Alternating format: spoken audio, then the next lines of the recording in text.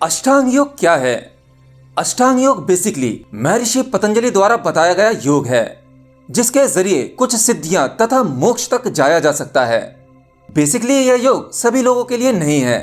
जो लोग कर्म पर विश्वास करते हैं यानी कर्मयोगी, यह अष्टांग योग उन्हीं लोगों के लिए है।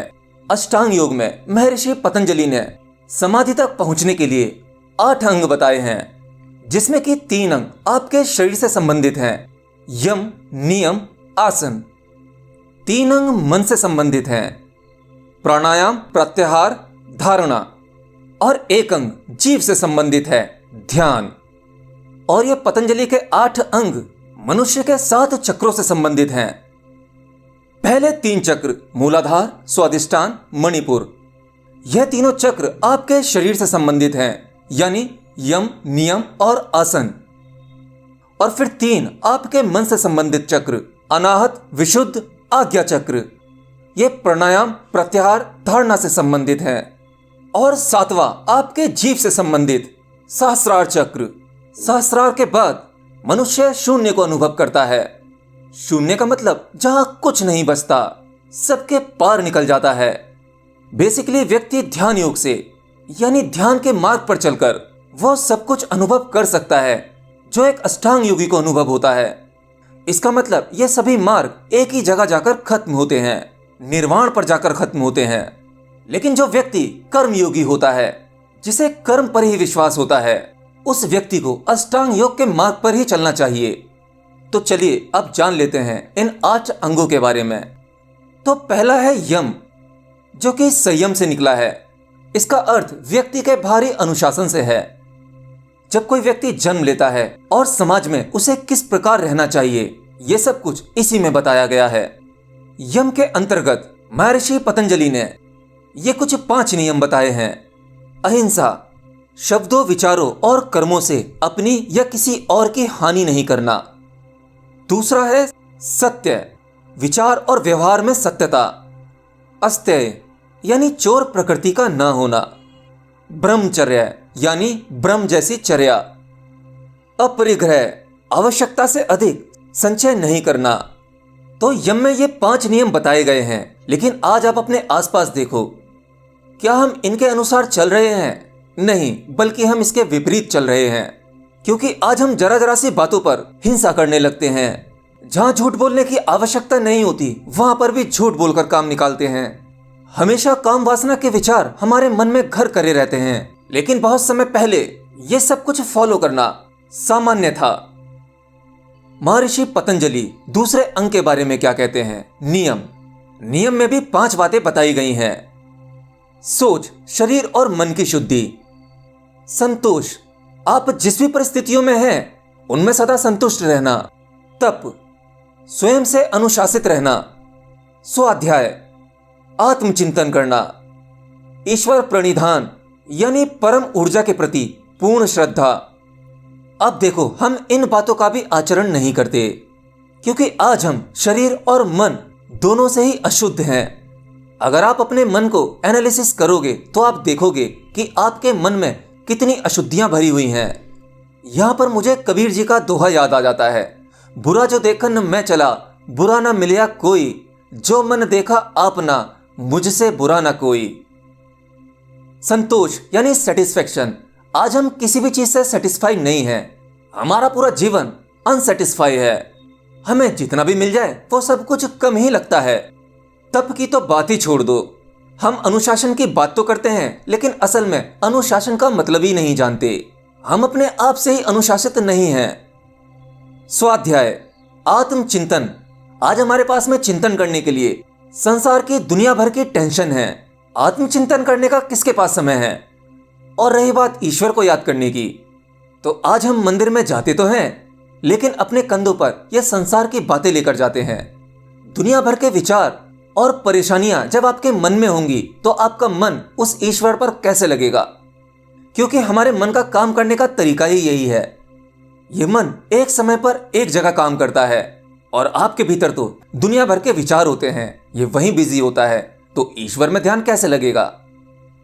महर्षि पतंजलि तीसरे अंग आसन में बताते हैं, स्थिर सुखमय आसनम, यानी शरीर जिसमें बिना तकलीफ के रह सके, थोड़ी देर शांति से बैठना, कुछ वक्त अपने लिए निकालना, अकेले बिना कुछ किए बैठना।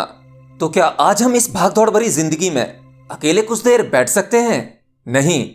अगर आपको 30 मिनट अकेला बैठने को कहा जाए तो आप विक्षिप्त होने लगेंगे, या तो आप अपना फोन उठा लेंगे, फोन में कुछ ना कुछ चेक करेंगे, या फिर सामने पड़ा न्यूज़पेपर या कोई बुक, आप कुछ ना कुछ जरूर करेंगे, लेकिन खाली नहीं बैठ सकते, क्योंकि आपका ये मन आपको खाली बैठने ही नहीं देगा, ये आपसे कुछ ना कुछ करवा ही लेगा। और कुछ देर इस संसार, इस समाज से दूर अकेले बैठने की साधना, मौन में रहने की साधना, ये बड़ी से बड़ी साधनाओं में से एक है। बेसिकली तीसरे अंग आसन में बहुत से आसनों की बात की गई है। पहला सर्वांग पुष्टि, दूसरा मत्स्येंद्रीय आसन, तीसरा मंडूकासन, चौथा अग्निसार क्रिया, पांचवा सर्पासन, छठा बिलावासन, सातवां सिंहासन और आठवां सूर्य नमस्कार। और अपने मन के लिए ओशो वस्त्रिका, ओशो कपालभाति, अनुलोम विलोम और जीव के लिए ध्यान। महर्षि पतंजलि ने चौथा अंग प्राणायाम बताया है, और प्राणायाम का अर्थ होता है अपनी सांसों को नियंत्रित करना।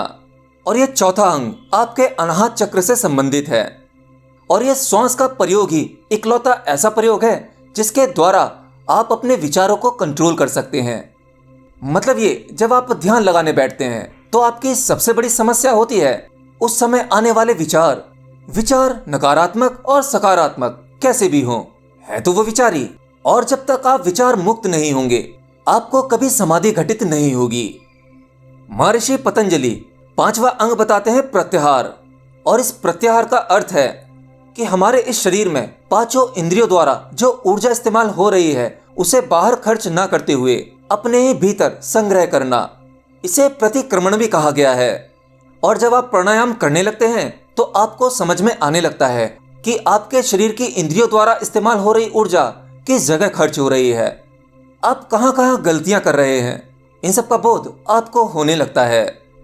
इसीलिए महर्षि पतंजलि कहते हैं कि अपनी ऊर्जा को बाहर ना निकलते हुए भीतर की ओर मोड़ देना, यही प्रत्याहार है। अब आप देखिए, जब आप कोई सुंदर दृश्य देखते हैं, देखने का कार्य आपकी आंखों का नहीं है, बल्कि आपकी आंखें तो केवल यंत्र हैं। उस यंत्र द्वारा जो ऊर्जा बह रही है आप उसकी मदद से देखते हैं। उसी प्रकार आपके कान, नाक या स्पर्श करना, इन सब में आपकी ऊर्जा खर्च होती है। लेकिन अगर आप चाहो तो इस ऊर्जा को दूसरे आयामों के अनुभव के लिए इस्तेमाल कर सकते हैं। छठा अंग है धारणा। इसमें महर्षि पतंजलि कहते हैं कि जब हम अपने भीतर ऊर्जा को संग्रहित करना शुरू कर देते हैं तो अपने भीतर यह जमा हुई ऊर्जा से हमें बहुत सारी मन की शक्तियां मिलती हैं, और इससे कुछ सिद्धियां भी प्राप्त होती हैं। और जब ये सिद्धियां यानी जो भी शक्तियां आपको मिलती हैं, तब सबसे बड़ा खतरा होता है आपके भीतर अहंकार आने का। आप अष्टांग योग के जरिए निकले तो थे उस ईश्वर की खोज में, मोक्ष की खोज में, लेकिन ये शक्तियां मिलते ही आपके भटकने के चांसेस 99% हो जाते हैं, क्योंकि अब आप एक साधारण इंसान नहीं रहते। आप वो सब कुछ कर सकते हो जो एक साधारण इंसान सोच भी नहीं सकता। आप अपने मन की शक्ति से लोगों के दिमाग को पढ़ सकते हो। आपने कुछ ऐसे लोगों के बारे में भी सुना होगा जो किसी भी व्यक्ति का भूत भविष्य बता देते हैं कि आज से 10 साल पहले तुम्हारे साथ क्या क्या घटित हुआ था और 2 साल बाद तुम्हारे साथ क्या होगा। भविष्यवाणी इतनी सटीक होती है कि ऐसा लगता है कि उन्होंने टाइम ट्रेवल करके बताया हो। ये टाइम ट्रेवल जैसी शक्ति असल में आपके मन की ही शक्ति है, जो आपके पीनियल ग्लैंड आज्ञा चक्र से मिलती है।